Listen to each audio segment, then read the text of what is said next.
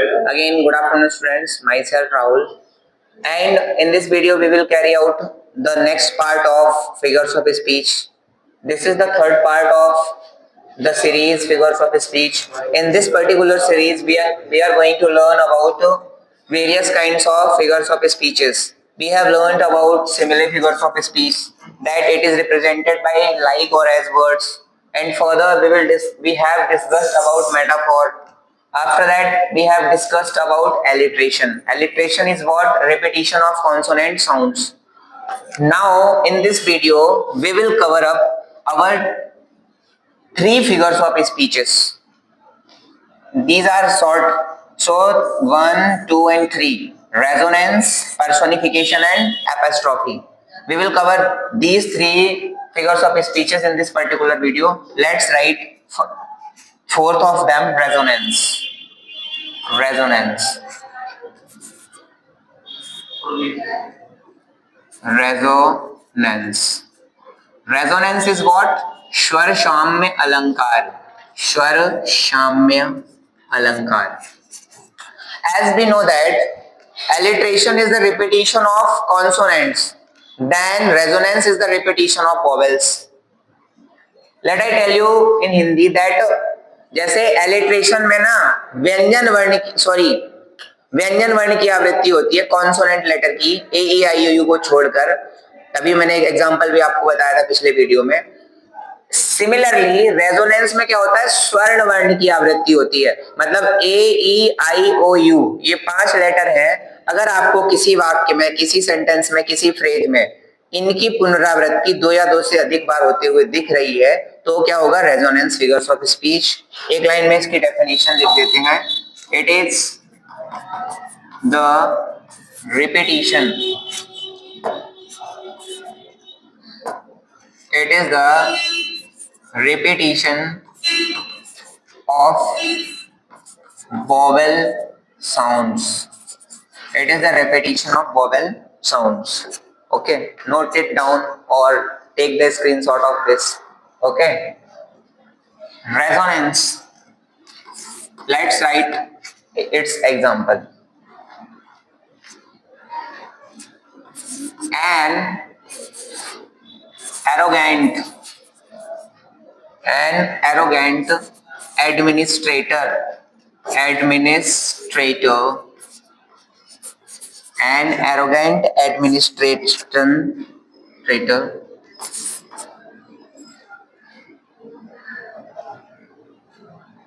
abuses an army man.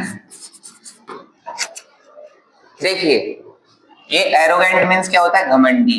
एक घमंडी प्रशासक ने एक आर्मी मैन को गाली दी. अब अर्थ को जान दो भाड़ में, अपने को ना इसका रिपीटिशन समझना है. ये जो ए है ये क्या है बताना जरा आप लोग कमेंट सेक्शन में मुझे. ये ए क्या है?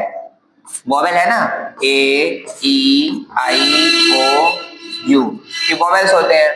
ये भी ए क्या है? वॉवेल. ये भी ए क्या है? वॉवेल. ये भी ए क्या है? वॉवेल. और ये भी ए क्या है? वॉवेल. तो यहाँ वॉवेल का रिपीटिशन क्या हुआ? 2 या 2 से अधिक बार हुआ. सिमिलर जैसे अपन ने ना अलिटरेशन में पढ़ा था कि कॉन्सोनेंट लेटर का रिपीटिशन होता है, ठीक इसमें वॉवेल लेटर का होता है. ज्यादा कुछ इसमें समझने के लिए नहीं है. फिर भी कोई दिक्कत है तो आप कमेंट करके पूछ सकते हैं. Next figures of speech is what? Personification. Note it down. Personification.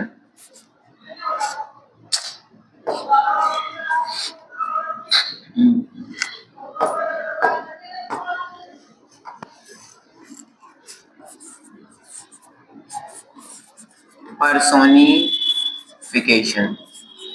Personification means मानवीकरण अलंकार. मानवीकरण अलंकार.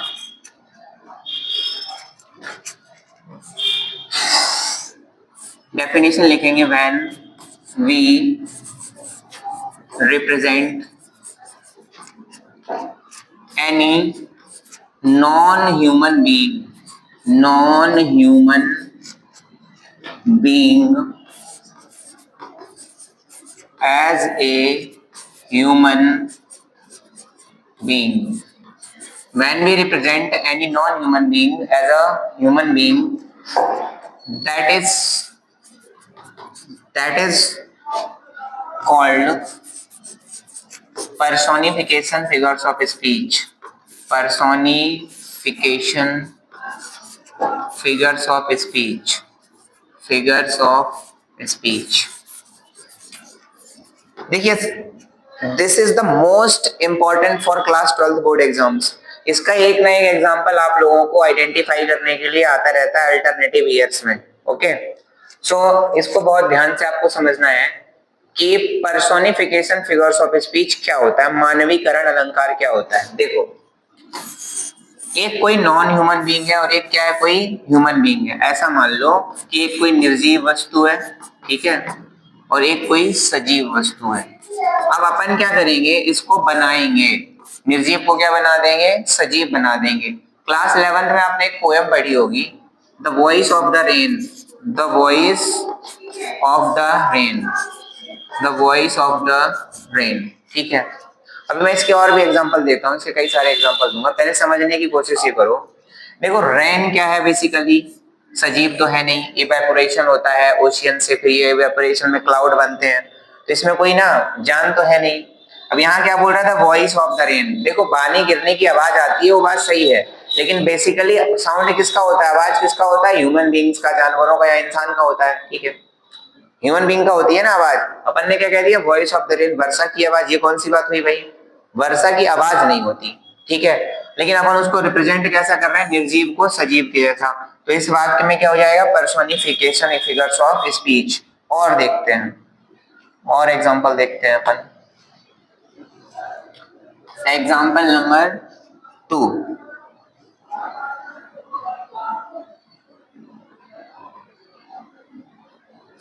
The thunder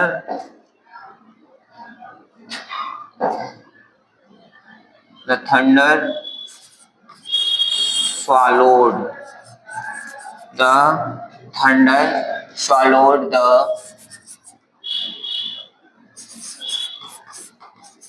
entire town. The thunder swallowed the entire town. अब सुनो, थंडर क्या होता है, गर्जन. स्वॉलो मीन्स निगल लेना. देखो, यहाँ हाइपरबोले भी होगी, अतिशयोक्ति अलंकार भी होगा, लेकिन पहले ये समझो कि भाई जो थंडर है वो गर्जन है, वो नॉन ह्यूमन बीइंग है. स्वॉलो मीन्स होता है निगलना. निगलने का काम कौन करता है, इंसान करता है. निगलने का काम कौन करता है, इंसान. अब ये कह रहा है कि थंडर ने ना पूरे के पूरे टाउन को निगल लिया. ये कौन सी बात हुई भाई. ठीक है, तो यहाँ पे कौन सी फिगर्स ऑफ स्पीच हो रही है, पर्सोनिफिकेशन फिगर्स ऑफ स्पीच. अगला देखो, अगला कौन सा फिगर्स ऑफ स्पीच था अपना, तीसरा वाला. रेजोनेंस हो गया, एलिट्रेशन, सॉरी, रेजोनेंस के बाद पर्सोनिफिकेशन हो गया. फिर अपना ये देखिए, ये रेजोनेंस कवर हो गया, पर्सोनिफिकेशन कवर हो गया. अब अपना इस मैं जो आज का लास्ट टॉपिक है वो है epistrophe figures of speech. Epistrophe figures of speech. इसको क्या बोलते हैं, कल्पना अलंकार. कल्पना अलंकार.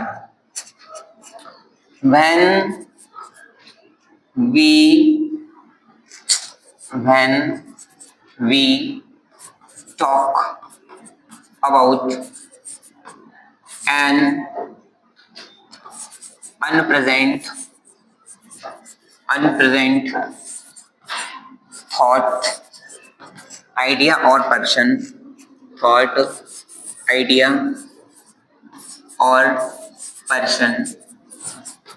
that is called apostrophe figures of speech.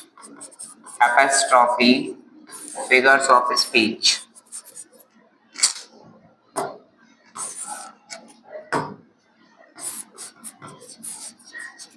Figures of speech. देखो, when means जब we talk about, जब हम बात करते हैं किसी अनप्रेजेंट, प्रेजेंट मतलब उपस्थित, अनप्रेजेंट में जो उपस्थित ना हो। यहाँ अनप्रेजेंट की जगह अपन अब्सेंट भी लगा सकते हैं, ठीक है, अब्सेंट वर्ड यूज कर सकते हैं। जब हम किसी अनुपस्थित विचार, थॉट्स मीन्स विचार या व्यक्ति के बारे में बात करें, मतलब हम किसी ऐसे व्यक्ति के बारे में सोच रहे हो जो वहां पे उपस्थित ना हो, ठीक है। और बेसिकली ये क्या होते हैं, नॉन ह्यूमन भी होते हैं, ठीक है। अब मैं आपको एग्जांपल के माध्यम से समझाता हूँ और सुनो, इसको ना generally upon mark of exclamation से इसके जो वाक्य होंगे उन्हें हम आइडेंटिफाई करते हैं। इट इज आइडेंटिफाइड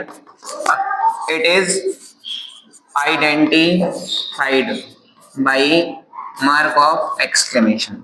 देखो क्या हुआ, अगर हमारे वीडियो देख रहे हैं कोई भाई साहब, किसी का नाम राजू है, किसी का नाम काजू है, ठीक है। अब वो जो राजू काजू वीडियो देख रहे हैं, उनकी मम्मी उनके लिए लेकर आई एप्पल का फोन, ठीक है।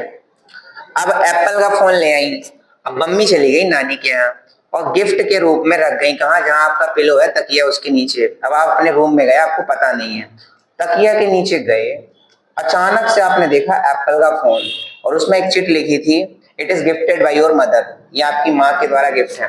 तो वहां कमरे में कोई नहीं है, आप कैसे झूमोगे, अरे मम्मी, ओ मॉम, क्या बोलोगे, ओ मॉम।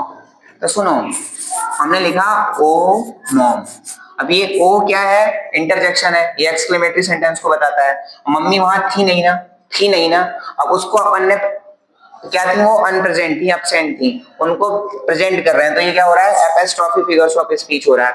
और सुनते हैं, जैसे गांव में बड़े बूढ़े होते हैं, वो क्या कहते हैं, हाय राम ये बीमारी खा ले रही है, ठीक है।